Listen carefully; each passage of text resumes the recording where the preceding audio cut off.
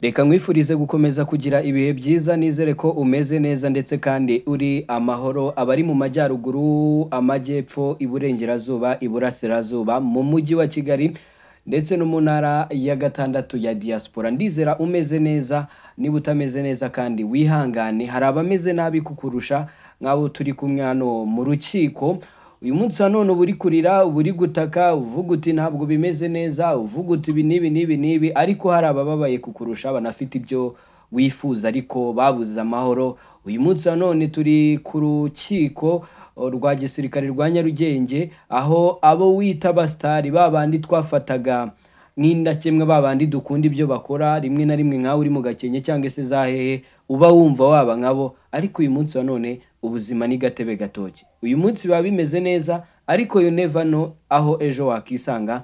Uyu munsi wa none nyine niba nkubwira ngo turi gukurikirana urubanza rw'aba bombi, gusa ubu aka kanya ndi hanze, ariko amakuru ahari ari kuvuga ko aba bagabo bombi cyane cyane Rugaju Rigani ndetse na Mucyo Anta bo bari kuburana bahakana ibyo bintu bavuga ko batabizi. Baravuga bati twebwe nta n'impamvu nyinshi turatanga, nta n'ibyo dufite turatanga, ahubwo nta nubwo ibyo turegwa ibyo nta mpamvu nyinshi turaza kujyamo, ntabyo tuzi. Twebwe twishyuye itike, dufite amafagitire, dufite iki. Mu bibazo abaduhaye izo fagitire, twebwe ntabwo twemera ibyaha tutakoze, ntabwo twemera ibyaha tutakoze. So ni uyu munsi rero ku itariki ya 13 z'ukwezi kwa munani, ubu aka kanya ndi gukora iki kiganiro ari ku isaha saa 6:25. Kuburanisha byatangiye, nubwo ari urubanza rwashatse gutindamo no guhagarara nyuma y'uko hari umwe mu bagize cyangwa se mu baregwa wagaragaje ko atiteguye kuburana bitewe n'uko ngo atabashije kwiga dosiye neza. Ariko abandi banyamategeko bunganira abakiriya babo bavuga ko kereka ari urubanza ruri kuburanwa mu mizi, ariko ubundi rugomba kuba. Niko byagenze rero, rwatangiye ndetse ntabwo bari kuburana icyaha mu mizi. Wenda mutaza kumva barekuwe ngo mwumve ko ibyaha baregwa birangiye, oya, ubu bari kuburana ifungwa n'ifungurwa ry'agateganyo, donc ya minsi 30. Ese niko ngo iyo tuvuze ngo ifungwa n'ifungurwa ry'agateganyo tuba tuvuze ngo ese uyu muntu aremera, uyu muntu aremera okay, yakemera muri make icyaha akora yakiburana ari hanze. Nuko ngo we aburana, ubushinjacyaha buba bushaka ko akiburana afunzwe iminsi 30, mu gihe we aba ashaka ko aburana ariko ari hanze. Kenshi rero impamvu iminsi 30 ari ingenzi cyane mu bintu bijyanye n'amategeko ndetse no kumukiriya cyangwa se ku muntu uregwa, iyi minsi 30 abenshi ntabwo bayibafunga ngo irangire bahite barikurwa, oya, ntabwo ariko bigenda. Nawe zendi kumva abagenzi banjye hano bambwira bati ibintu biba bikomeye mw'abantu.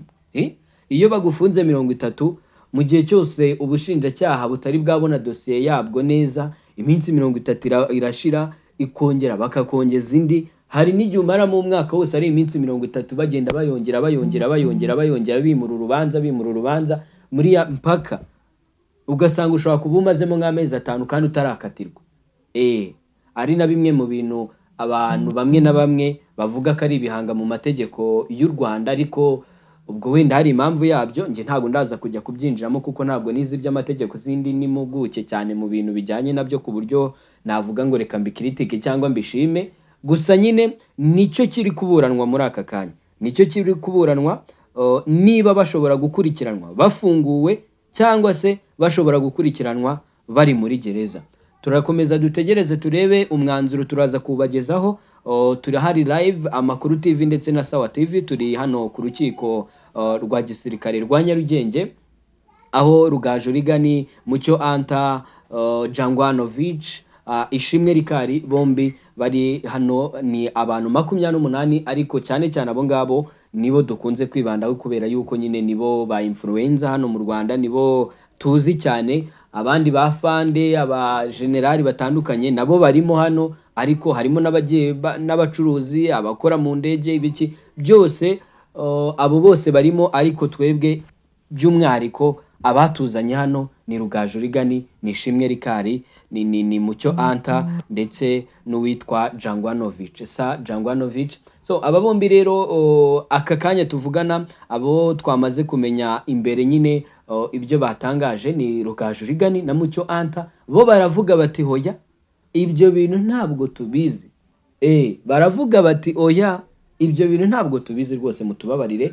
Ati twebwe twishyuye amatike y'indege, ikigo cy'igihugu kirabizi ko uwo ni Rugaju. Ati ikigo cy'igihugu kirabizi ko nari merekeje kipe ya APR, ndi umwe mu banyamakuru bagiye ku ruhushya rwa RBA, yewe n'itike ndayifite. So ntabwo ndi kumva rero impamvu ndegwa ibi byaha byose. Abo bantu muvuga bandi ngo baba baragize ngo bakajya sinzi biki ngibiki, abo simbazi. Rugaju Rigani waravuga ati sinanabizi aho nayo mafaranga yagiye naho yajyaga simazi, kuko nta na hamwe muriye no na ba nyiri kubika ayo mafaranga, nta na hamwe muriye n'ibyo bikorwa byose.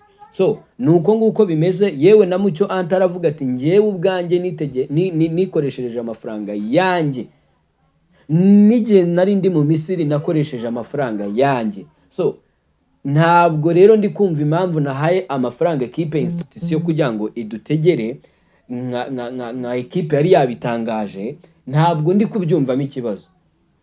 Facture turazishaka, resi turazishaka tuzitange, ariko ibyo kuvuga ngo twaba dufunzwe ibyo byo oya. Ati wapi rwose, ati turabihakana. Muri make muri aba bose bari kuburana nta numwe wumva icyo aregwa. Hari n'abatarasobanukirwa na n'uyu munsi ibyo baregwa, usibye ko wenda bari kumwe n'abanyamategeko, ariko hari n'abatarasobanukirwa ibyo baregwa. So turakomeza dukurikirana iby'uru rubanza, turacyari live ku rukiko rwa Nyarugenge rwa gisirikare, turacyari live turimo turakurikirana ibyarwo. Hanyuma ubwo ahangaha niho hantu hambere uraza kumenyera ibiraza kuba byavuye muri iri buranisha. Reka nkurarikire gukomeza kubana natwe kugira ngo umenye amakuru agezwe. Mwibutsa ko turi kumwe na Amakuru TV ndetse na Sawa TV, ukomeze ube hamwe natwe dukomeze tubane ahangaha 5/5. Nitwa Jean Bosco Abayisenga, ndi kuri kamera, yewe n'ijwi muri kumva ni iryanjye Jean Bosco Abayisenga. Byose mba nabikoze mw'abantu mwe mutajya ngo kuba muri Kigali biroroshye.